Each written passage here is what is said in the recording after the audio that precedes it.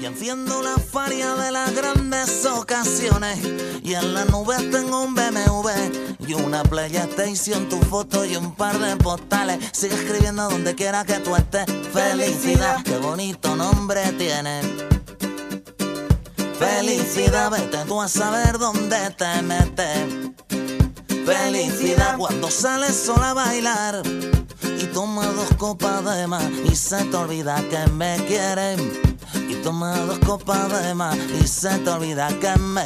Nada más ver que le dije a mi sentido común que no me esperara levantado. Y al volver a casa una nota... En el primer momento pasamos de un asombro mutuo, en el sentido de que yo recuerdo muy bien que al principio, cuando iba a dar clases en torno a lo que es el puerto, las personas se asombraban muchísimo de ver cada vez los autobuses pues, más llenos de personas de multiorigen, digámoslo así, ¿no?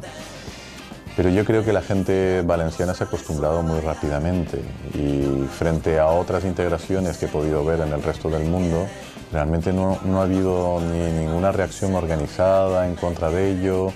Desde el asombro se ha partido, sobre todo porque hay muchos colectivos que son muy cercanos culturalmente hablando, es decir, comparten el mismo idioma.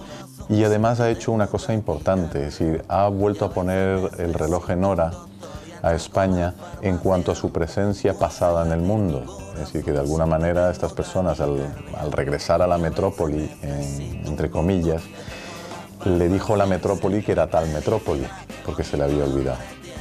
Por lo tanto, realmente eso es un eje cultural que considero que no se ha destacado lo suficiente.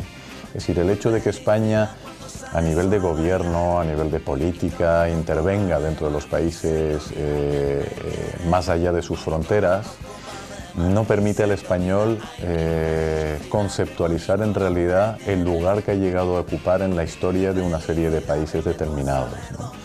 Es una de las cosas que más me llamaron la atención cuando yo llegué a España. Es decir, en mi país, bueno, malo o regular, los recuerdos que uno atesora de su historia estaban todos bien plasmados en los libros, ¿no? En los libros educativos. Y sin embargo en este país pues habían grandes espacios en blanco, ¿eh?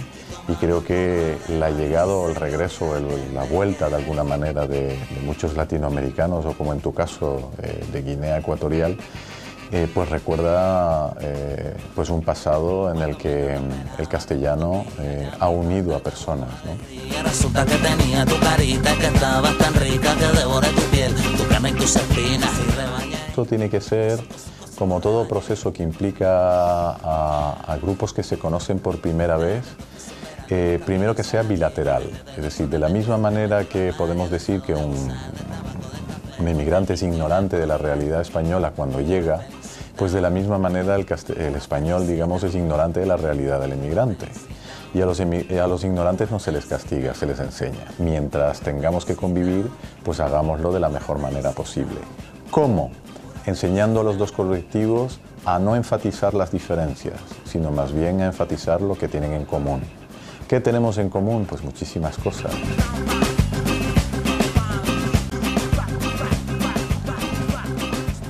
Este es un medio hábil, fácil, donde realmente no estás esclavizado a lo que es una pantalla de televisión, sino que incluso un cibernet, y sabes que los emigrantes utilizan muchísimo el ciber, por lo tanto, evidentemente es una herramienta de sensibilización de primer orden.